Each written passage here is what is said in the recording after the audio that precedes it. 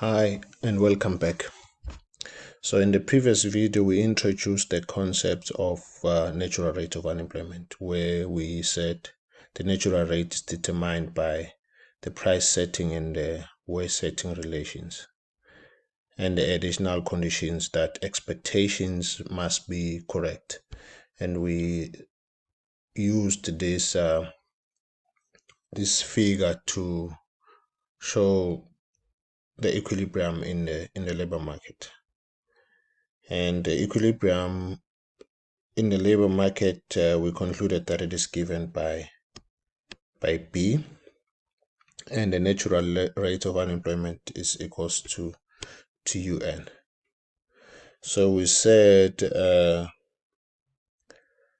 real wage implied by the wage setting relation is a decreasing function of unemployment, hence the downwards sloping curve of the wage setting, whereas the real wage implied by the price setting relation is independent of unemployment, hence it is a straight line.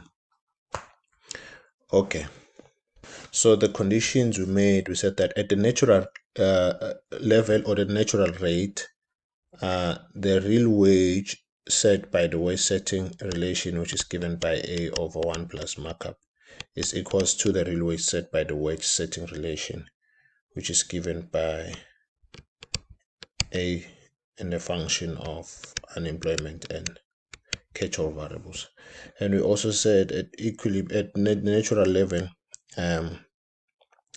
the expectations must be correct, meaning that expected price must be equals to actual price, and expected productivity must be equals to actual productivity.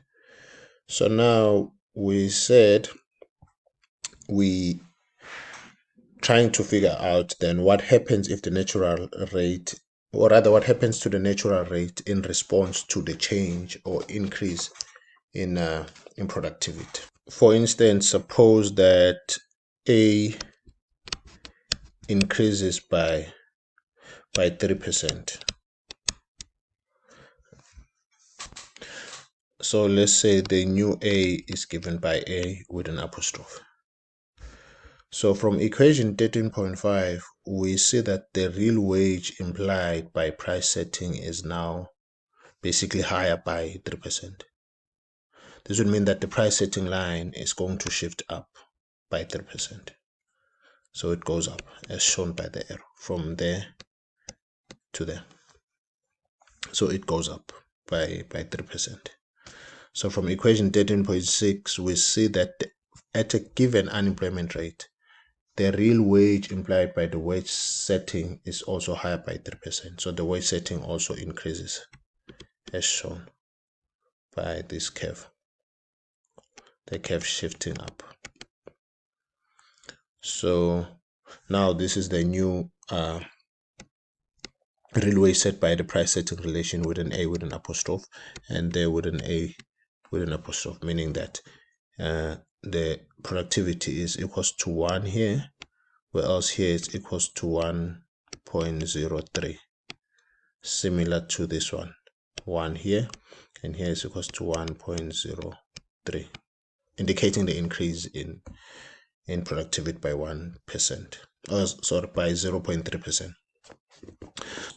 Okay, so note that the initial unemployment rate, or rather at the initial unemployment rate, UN there, or both curves shift up by the same amount, namely the 3% of the initial real wage.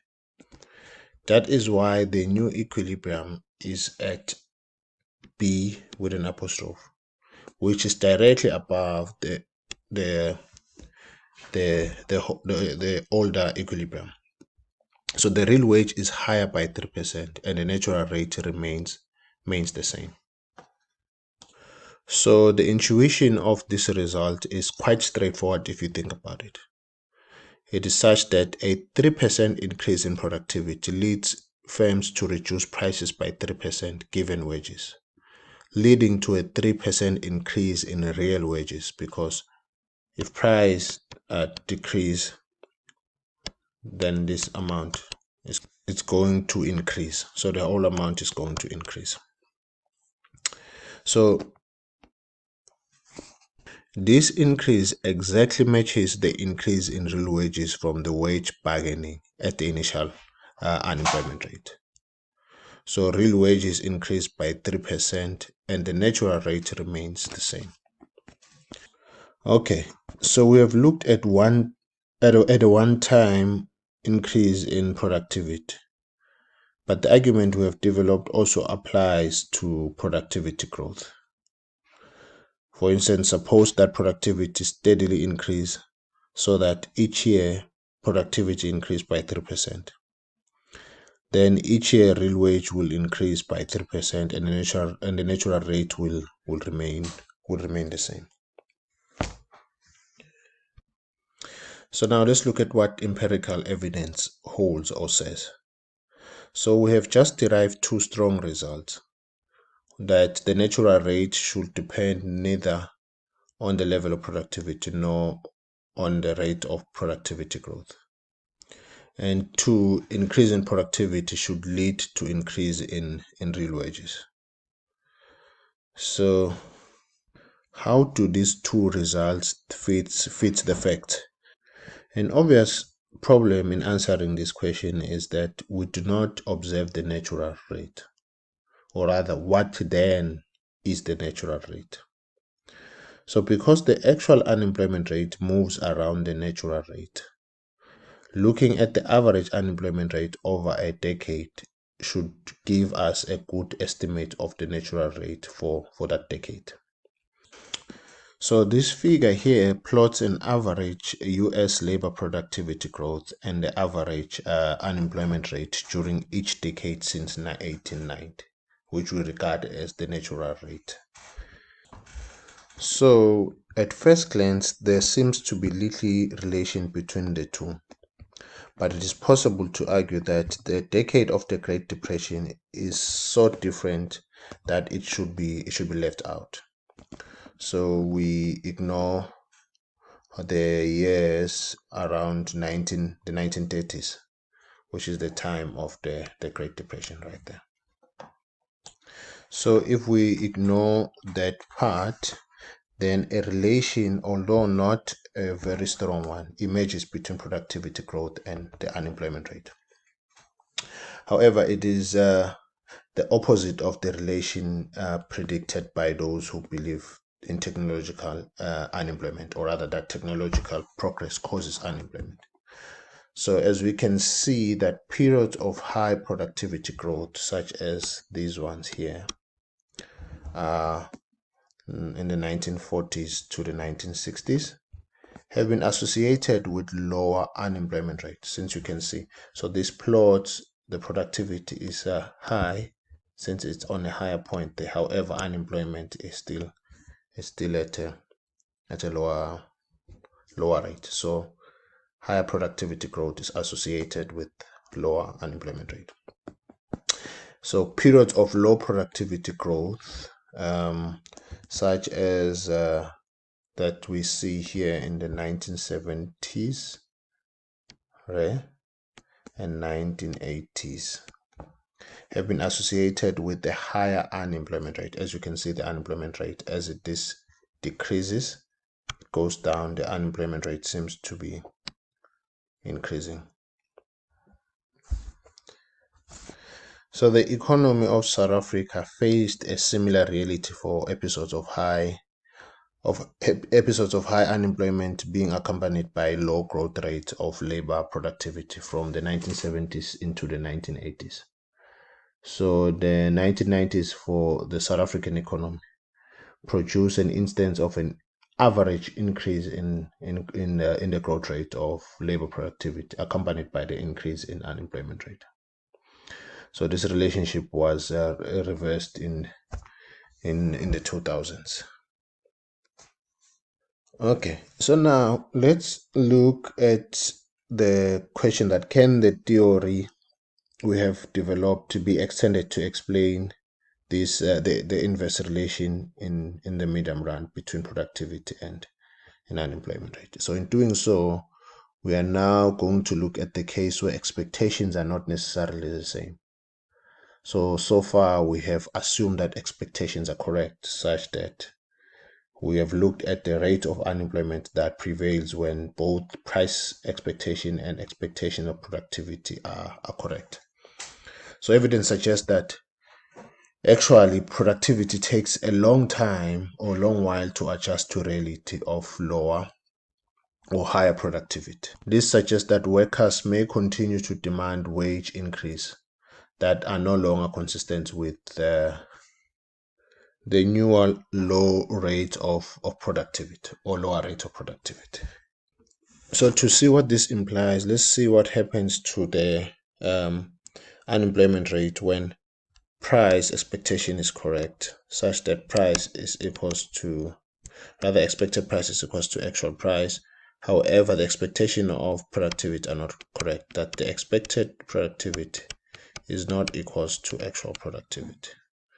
So if productivity declines, in this case, it means A increases more slowly than before. When expectations of productivity adjust slowly, it means expected productivity will increase sometimes at a rate higher than the actual productivity. The response of unemployment to this scenario is shown in this figure here.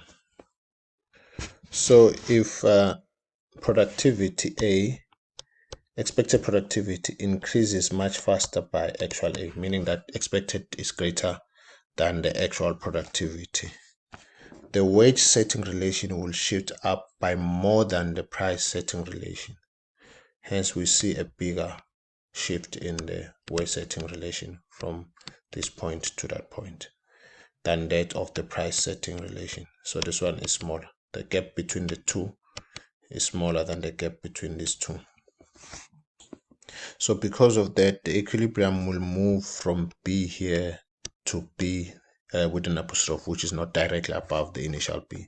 And the natural rate will increase from this point to that point. So the natural rate will remain higher until expectations of productivity have adjusted to a new reality. That is until A, expected A, and the other A are equal, and the actual A are equal again. So in other words, after the slowdown in productivity growth, workers will ask for larger wage increase than firms are able to give.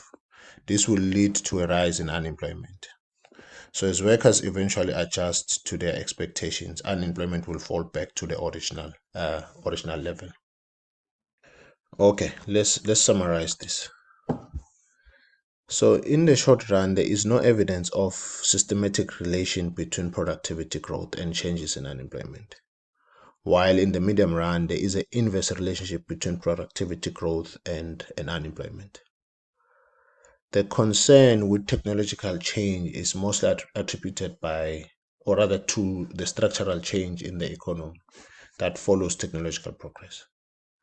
So for workers whose skills are no longer in high demand, may lose their jobs, meaning that we might find certain workers or certain labor force having to re-skill themselves and move with times and get on with the new technological innovations that are there in the system. So indeed, for some workers whose skills are no longer in demand, the structural changes may indeed mean unemployment for them or lower wages, or in other cases both of the two.